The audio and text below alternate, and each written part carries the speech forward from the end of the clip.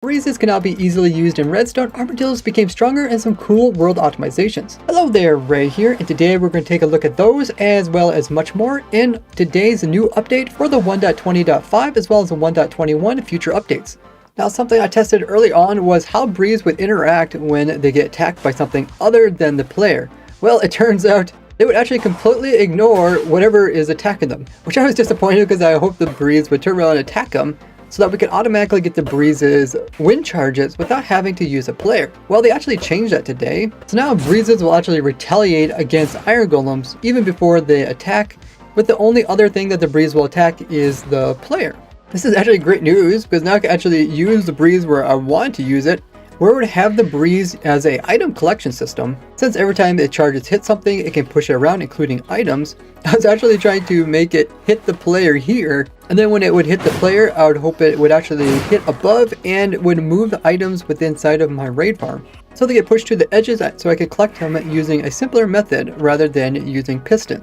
This is actually our stacked raid farm, and we made this way back when raids were being introduced. And I've just been updating this with the other little tricks I've been showing you guys throughout the snapshots, like the Ravagers having a shorter reach, so I'm automatically killing them with the player. If you want to see the crazy long process it takes me to design such farms like this, that end up being really simple to build up, but they actually take me hours and hours and hours to come up with such a simple and clean design, make sure to join my live streams as I do all this live so you can see the exact thought process it takes to actually complete such mega projects. So I guess you can use iron golems to help you try to defeat a trial spawner. If they can ever get close enough to hit the Breeze, they could definitely kill them if they wanted to. Breezes will also not accidentally attack other things which are inside of the trial chambers, such as like skeletons, strays, zombies, husks, spiders, cave spiders, and slime. And those mobs won't turn around and attack the Breeze if they accidentally get hurt by the charges that it's shooting out. They also made some changes to armadillos, so now they will roll the ball if they have been recently attacked rather than just sitting there taking the damage. Also, while they're in a ball, they'll take reduced damage similar to like a shulker, and while the shulker is closed. And they can even resist really weak attacks, so they can do no damage at all. Before, when crafting up grades, it would cost you 4 copper blocks to make 4 copper grades. But now when using the stone cutter, you can actually get 4 grades just by using 1 copper block, making it much cheaper, as a lot of people did not like the expensive recipes of many of the new copper items, but at least the grades are cheaper. Make sure you're still subscribed so you can continue to learn about the newest changes in the game and how they're going to affect you.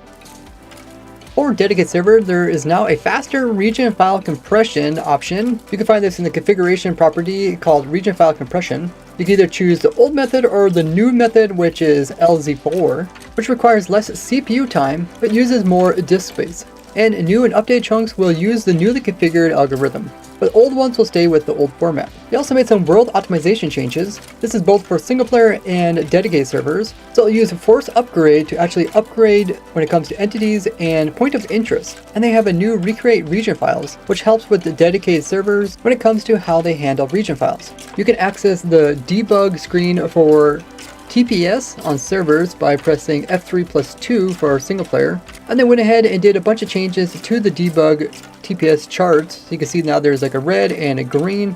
The dark section of this chart here displays the time spent during the main logic of the server tick, and is equivalent to what the old chart used to show you. And then above the red is the brown areas, and this is the time used to run the scheduled task.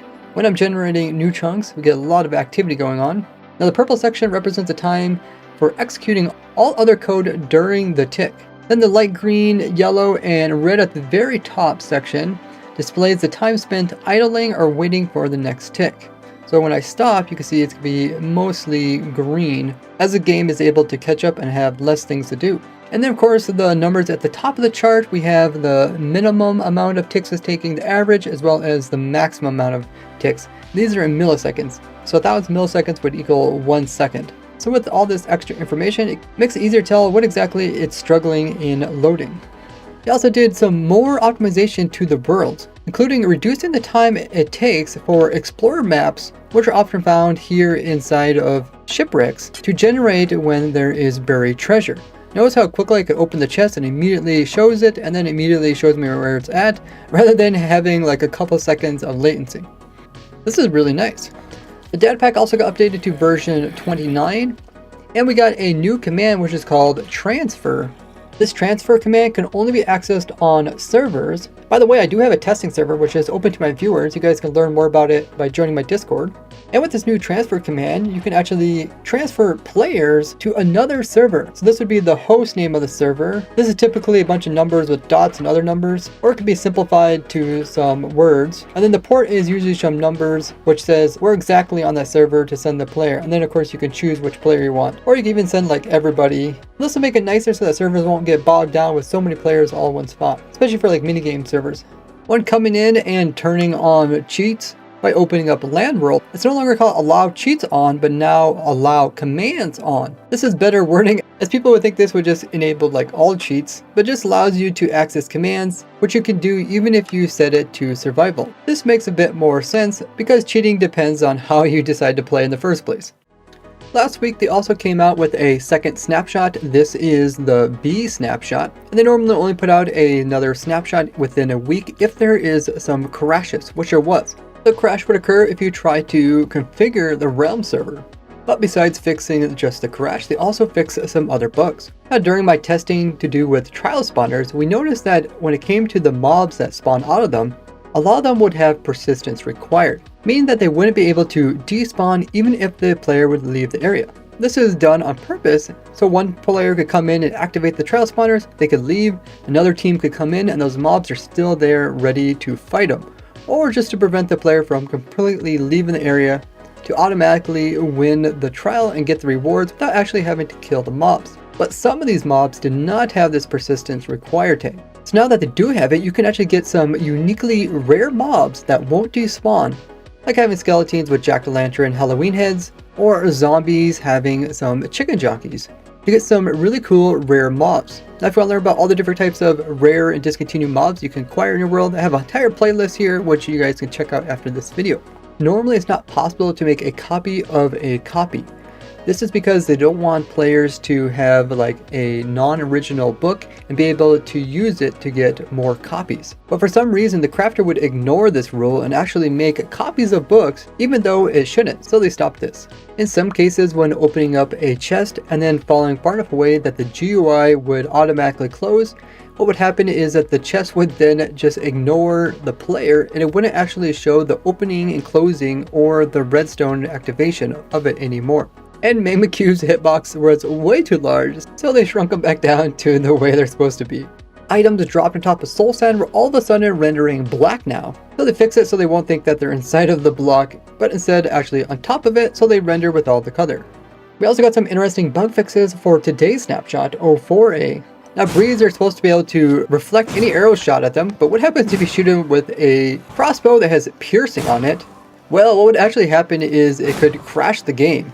This probably had to do with the Breezes trying to reflect the arrow, but then getting confused at how it's going to reflect not only the first arrow that passes through it, but all the other arrows that try to pass completely through it to hit the next mob beyond them. So of course this was resolved.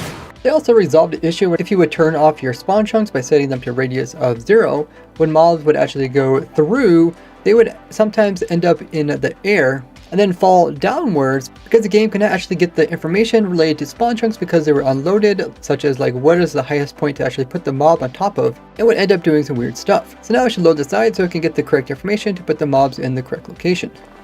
Since 1.17 there was this problem when you would place something into a flower pot, then you would retrieve it with your empty hand, it would put it directly into your empty hand rather than automatically stacking it with the pre-existent stack. And when it comes to everything else, they always automatically stack with anything else that's already in your inventory. So they went ahead and changed it so that it would also stack instead of having individual items. In case you have to remove a whole bunch of items from like a flower pot, you don't have to constantly restack all the items before pulling out another one. They also stopped this weird behavior, which is if you would hold something in your main hand and then try to pull something out of the flower pot. So if I right click, the item gets put into my offhand, which had nothing in there to start with. It's kind of cool that you can actually put something in your offhand while being AFK in a way, but they decided to fix this and also make the item automatically stack with all the rest of the items when pulling out of flower pots.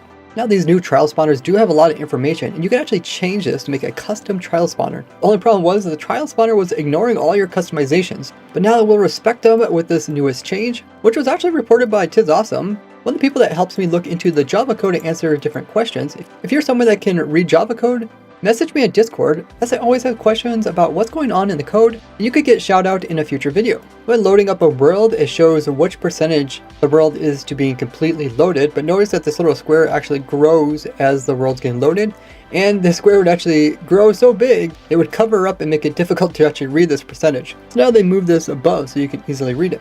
They also added it so you can now use like arrow keys to navigate throughout the realms menu. Now see all the cool rare and discontinued mobs you can obtain in your very own Minecraft world, or come watch me put a breeze inside of my raid farm, which is going to be quite a challenge over at my Twitch livestream. And if you have Amazon Prime or Twitch Prime, make sure to use your free Twitch sub each and every month. You do have to do it manually, but it's a great way to support me, and it doesn't cost you anything extra. And it comes with perks like getting your name at the end of my video. Thank you all for watching, I'll see you guys over there. Bye bye!